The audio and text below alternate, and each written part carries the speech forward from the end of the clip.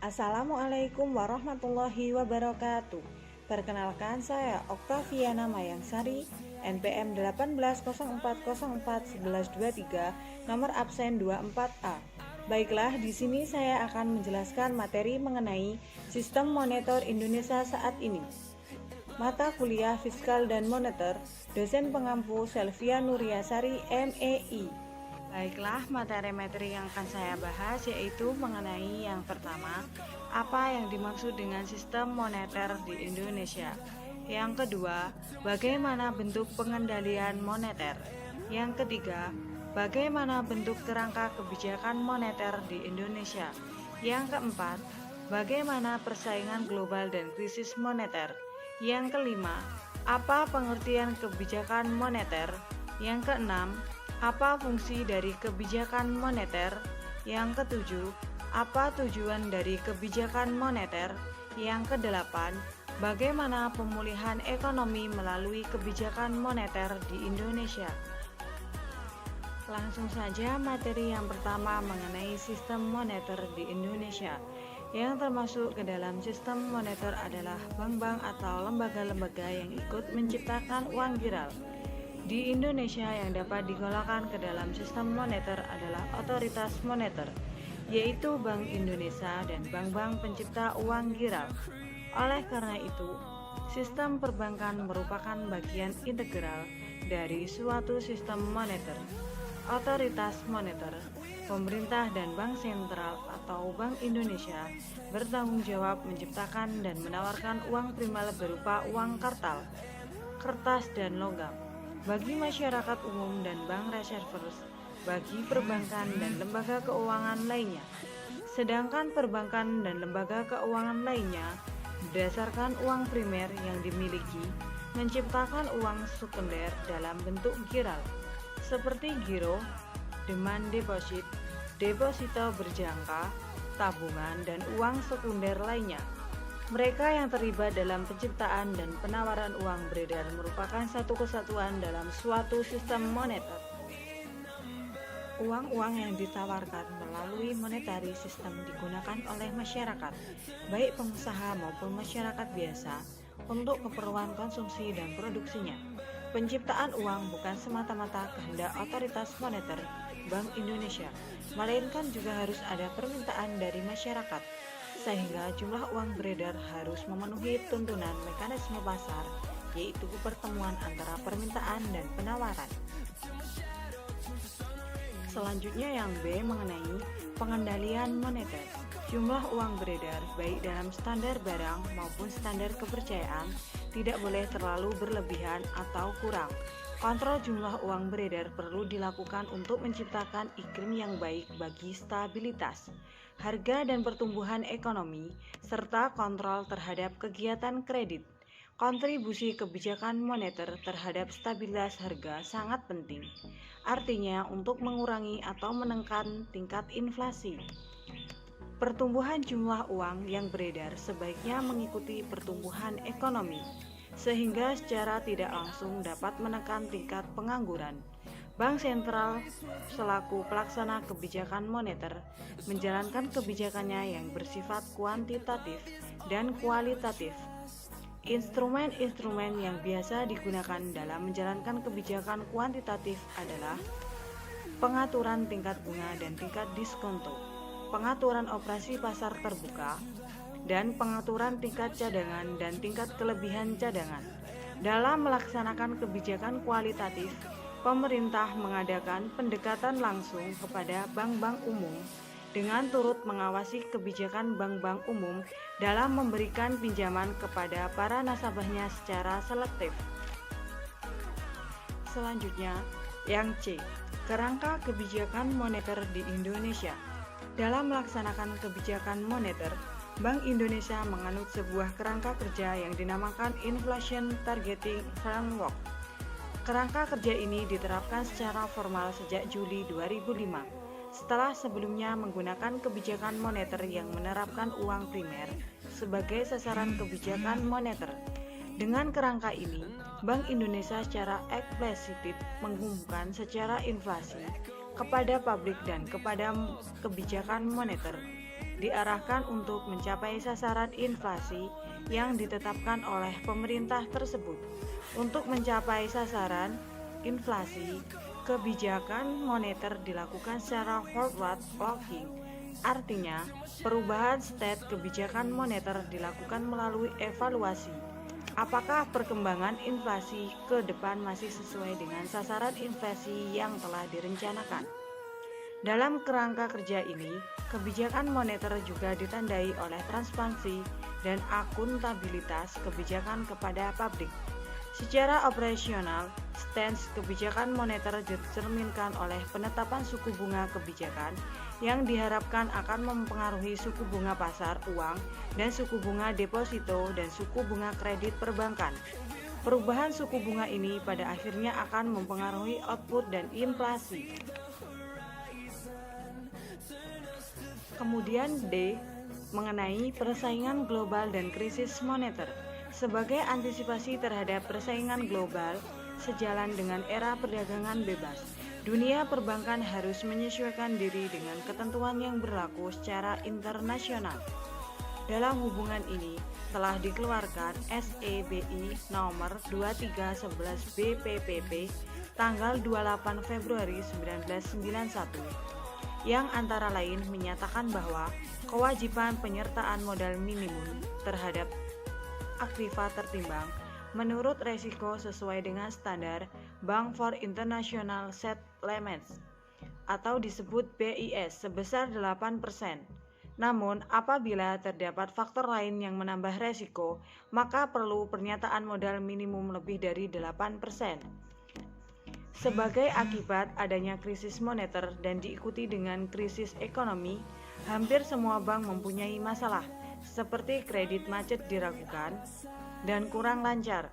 Karena itu, persyaratan modal minimum ditingkatkan lagi untuk terciptanya sistem perbankan yang sehat sesuai dengan PP nomor 38/1998. 9 Maret 1998, modal disetor untuk mendirikan BU adalah 3 triliun. BU yang telah berdiri wajib menyesuaikan modal setorannya menjadi 1 triliun pada akhir tahun 1998. Kemudian 2 triliun pada akhir tahun 2000, yaitu dengan Rp 3 triliun pada akhir tahun 2003.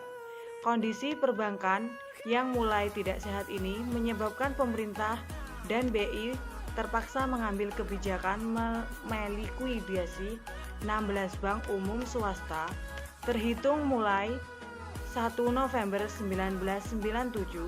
Selang beberapa waktu kemudian, yaitu mulai 4 April 1998, pemerintah menghentikan operasi 77 bahwa swasta nasional biasa disebut Bank Beku Operasi atau BBU. Pada tanggal 21 Agustus 1998, pemerintah membekukan lagi 3 buah bank, sehingga statusnya menjadi BBO. Selanjutnya yaitu yang E, kebijakan moneter. Kebijakan moneter adalah suatu usaha dalam mengendalikan keadaan ekonomi agar dapat berjalan sesuai dengan yang diinginkan melalui pengaturan jumlah uang yang beredar dalam perekonomian. Usaha tersebut dilakukan agar terjadi kestabilitasan harga dan inflasi, serta terjadinya peningkatan output keseimbangan. Kebijakan moneter dapat digolongkan menjadi 2. Yang pertama, kebijakan moneter ekspansif adalah suatu kebijakan dalam rangka menambah jumlah uang yang beredar. Yang kedua, kebijakan moneter kontraktif adalah suatu kebijakan dalam rangka mengurangi jumlah yang beredar. Disebut juga dengan kebijakan uang ketat.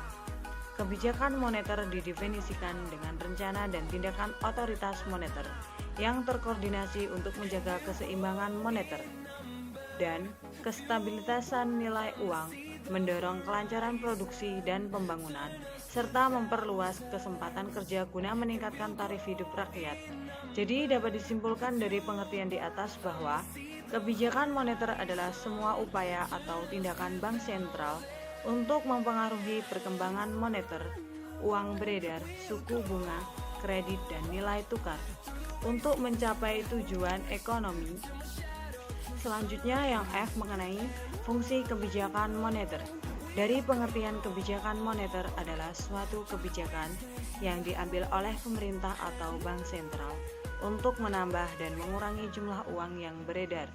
Sejak tahun 1945, kebijakan moneter hanya digunakan sebagai kebijakan ekonomi untuk mencapai stabilitas ekonomi jangka pendek. Adapun kebijakan fiskal digunakan dalam pengendalian ekonomi jangka panjang. Namun pada saat ini, kebijakan moneter merupakan kebijakan utama yang dipergunakan untuk pengendalian ekonomi jangka pendek dan jangka panjang. Untuk mempengaruhi jumlah uang yang beredar, pemerintah dapat melakukan kebijakan uang ketat dan kebijakan uang longgar. Selanjutnya yang G mengenai tujuan kebijakan moneter. Kebijakan moneter adalah tindakan yang dilakukan oleh penguasa moneter Bank Indonesia untuk mempengaruhi jumlah yang beredar dan kredit yang pada akhirnya akan mempengaruhi kegiatan ekonomi masyarakat. Kebijakan moneter bertujuan untuk mencapai stabilisasi ekonomi yang dapat diukur dengan 1. Kesempatan kerja. Semakin besar gairah untuk berusaha, maka akan mengakibatkan peningkatan produksi. Peningkatan produksi ini akan diikuti dengan kebutuhan tenaga kerja. Hal ini berarti akan terjadinya peningkatan kesempatan kerja dan kesejahteraan karyawan. Yang kedua, kestabilitasan harga. Apabila kestabilasan harga tercapai, maka akan menimbulkan kepercayaan di masyarakat.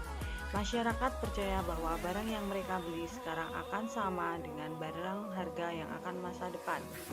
Yang ketiga, neraca pembayaran internasional. Neraca pembayaran internasional yang seimbang menunjukkan stabilisasi ekonomi di suatu negara. Agar neraca pembayaran internasional seimbang, maka pemerintah sering melakukan kebijakan-kebijakan moneter. Materi yang terakhir yaitu mengenai pemulihan ekonomi melalui kebijakan moneter di Indonesia. Kestabilan harga dan nilai tukar merupakan prasyarat bagi pemulihan ekonomi, karena tanpa itu aktivitas ekonomi masyarakat, sektor usaha, dan sektor perbankan akan terhambat. Oleh karena itu, tidaklah berlebihan kiranya jika fokus utama kebijakan moneter Bank Indonesia selama krisis ekonomi ini adalah mencapai dan memelihara kestabilasan harga dan nilai tukar rupiah. Apabila Undang-Undang Nomor 23 Tahun 1999 tentang Bank Indonesia secara jelas menyebutkan bahwa tujuan Bank Indonesia adalah mencapai dan memelihara kestabilasan nilai rupiah, yang di dalamnya mengandung pengertian kestabilan harga, laju inflasi, dan kestabilan nilai tukar rupiah. Adapun para ekonom sepakat ciri-ciri suatu negara yang rentan terhadap krisis moneter adalah apabila negara tersebut 1. Memiliki jumlah hutang luar negeri yang cukup besar. Yang kedua, mengalami inflasi yang tidak terkontrol. Yang ketiga, defisit neraca pembayaran yang besar. Yang keempat, kurs pertukaran mata uang yang tidak seimbang. Yang kelima, tingkat suku bunga yang di atas kewajaran. Jika ciri-ciri di atas dimiliki oleh sebuah negara, maka dapat dipastikan negara tersebut hanya menunggu waktu mengalami krisis ekonomi.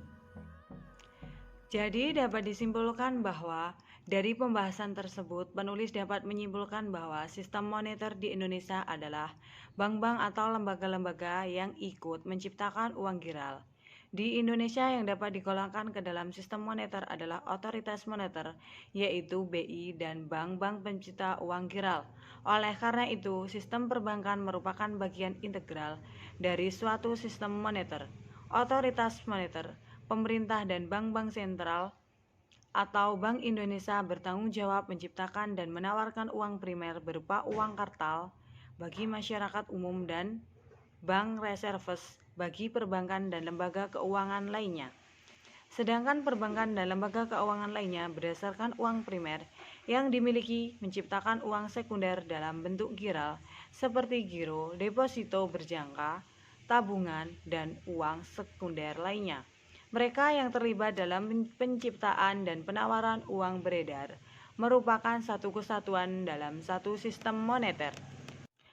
Baiklah, materi-materi yang dapat saya sampaikan, semoga bermanfaat. Kurang lebihnya saya akhiri. Wassalamualaikum warahmatullahi wabarakatuh.